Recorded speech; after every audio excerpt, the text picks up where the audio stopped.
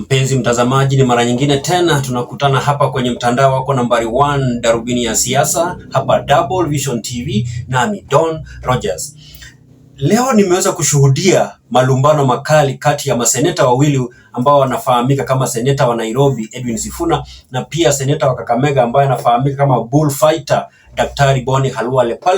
Pale kwenye Senate ilikuwa imebakia tu kidogo hivi waweze kurushiana makonde kwenye Senate pale, manake kulikuwa na mjadala ambao walikuwa wanazungumzia kuhusiana na ugawaji wa fedha kutoka serikali kuu hadi serikali ya county, kila mmoja akijipiga kifua kwamba yeye ndiye anaelewa zaidi nini kinaendelea pale. Lakini nilijaribu kuangalia ni nini haswa kinasababisha viongozi hao wawili waweze kulumbana. Nitakuelezea kwamba sababu kubwa ambayo inasababisha viongozi hawa wanalumbana ni kwa sababu kuna mjadala ambao huwa unafanyika pale kwenye runinga ya Citizen pale asubuhi ukiongozwa na Trevor Ombija, unafahamika kama Daybreak.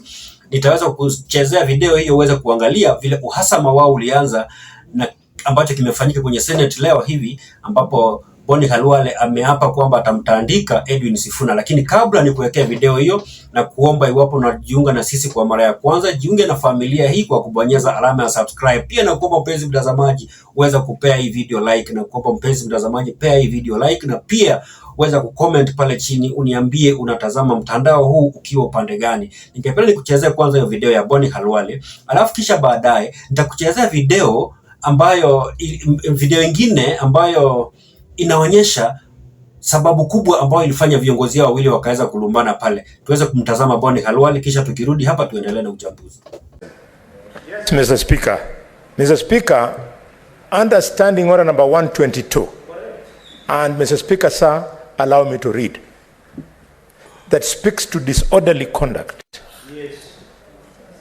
Number 1B, a senator who declines to retract the use of unparliamentary language or declines to offer apologies despite having been ordered to do so by the Speaker is engaged in disorderly conduct.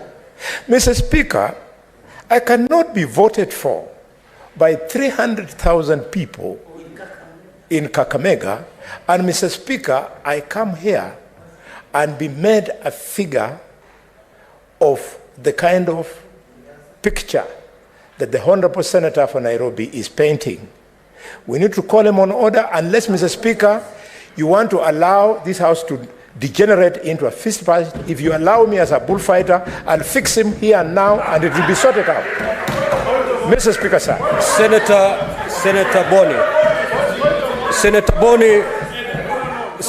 Boni, that Senator Mogeni, have your seat. Senator Sifuna, have your seat. Sit down, Senator Sifuna. Senator Boni, that is unparliamentary. You have to withdraw it. Senator Sifuna, when I brought up the issue of how to address his colleagues, he proceeded to withdraw that. He did withdraw, unless you're not killed.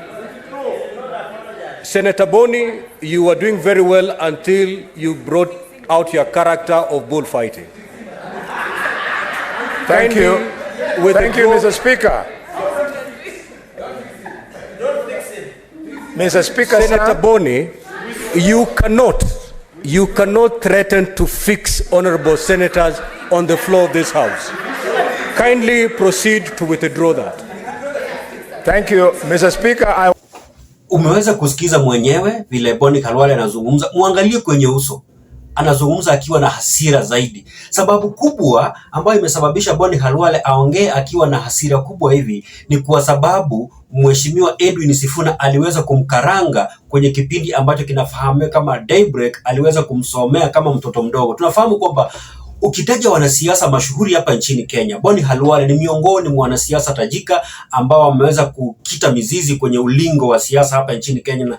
Manake tunafahamu alikuwa mbunge wa Ekolomani pale, nafikiri miula miwili, akawa seneta wa Kakamega kuanzia mwaka 2013 hadi mwaka 2017 alipojaribu kuwania ugavana pale, akaweza kubwagwa na gavana Wycliffe Ambetsa Oparanya.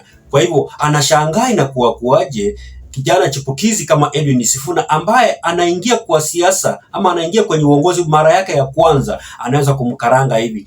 Ningependa nikuchezea video hiyo yenye inaonyesha sababu kubwa ya malumbano ya hawa wawili, kisha niweze kukuelezea baadaye nini kinaendelea. I am no longer going to teach the ignorant anything, but allow me to comment on something. First, they say that one of the greatest compliment is to be despised by the wicked. I feel very complimented when people in Kenya Kwanza just hate my guts. My entire existence is just grotesque to them because these are wicked and evil people. So when Khalwale expresses disappointment in me, I feel a certain warmth. My brother Franklin, if you hear Khalwale complimenting you, you are on the wrong path. Be very careful about the compliment. I am telling you.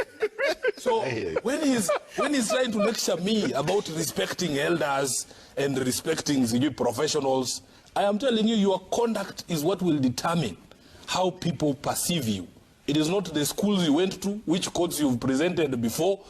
That is not what determines how people respect you. Respect is earned. There is nobody who just sits there expecting to be respected. No, it doesn't work like that. You earn respect. And I'm telling you some of the pronouncements that are coming out of the mouths of certain people. I like you on one thing only this morning, that you have acknowledged, separate from other people in Kenya Kwanza, that in fact it is the police visiting violence on the innocents, who you called collateral. Only point of departure, Khalwale, is that none of these people needed to die. None of them needed to suffer the pain that they are suffering right now, but for that police action. On the question of legislation, Khalwale, you will struggle to teach me English. You have said you did better than me in Musingu, but you have refused to produce the results. So that I see, yes, you got an A, maybe you got a triple A, I don't know which, did you do Kase or whatever it is you did in your old days. But I am saying there is two distinctions, and I want to give you an example of two articles. When there's something called a Bill of Rights. I wish you had your copy there so that we go together. The Bill of Rights is separate from the rest of the Constitution. These are rights. Which article? These are rights. So Article 37, if you look at this Article 37, yes, after the right is pronounced, there is no requirement whatsoever for additional legislation. And it is deliberate. Any article of the Constitution that requires additional legislation is expressly stated in the Constitution. Let me give him the example that I wanted to give him. Article 104 on the right of recall of members of parliament, such as yourself, who I believe should be recalled by the people of Kakamega. It says under Article 104(2), Parliament shall enact legislation to provide for the grounds on which a member of parliament may be recalled. It expressly says so, where the Constitution feels, and the framers of the Constitution felt, that there needed to be further legislation to clarify matters on the operation of that particular article of the Constitution. You will not find that under Article 37 because this is written in plain English. I can assure you, anybody who knows to read can understand what this article is saying. People like Kindiki, they know what this article means. I'm not saying he's dumb. I'm saying he has forgotten his oath. I'm not saying he's not knowledgeable. He knows he's breaking the law. He's violating the Constitution in full knowledge that he's doing so. So this is plain English.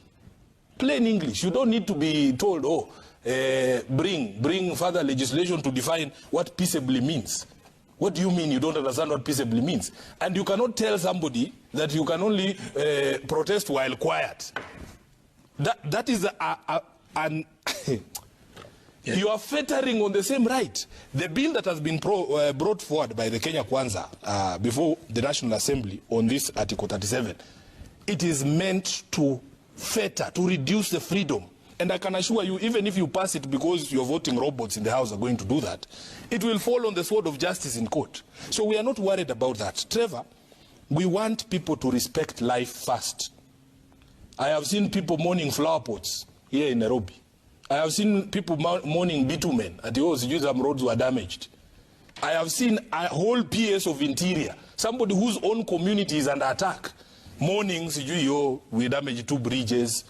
I am not going to mourn flower pots before I mourn the people. The right to life is supreme. It's succinct. It is on top of all the other rights.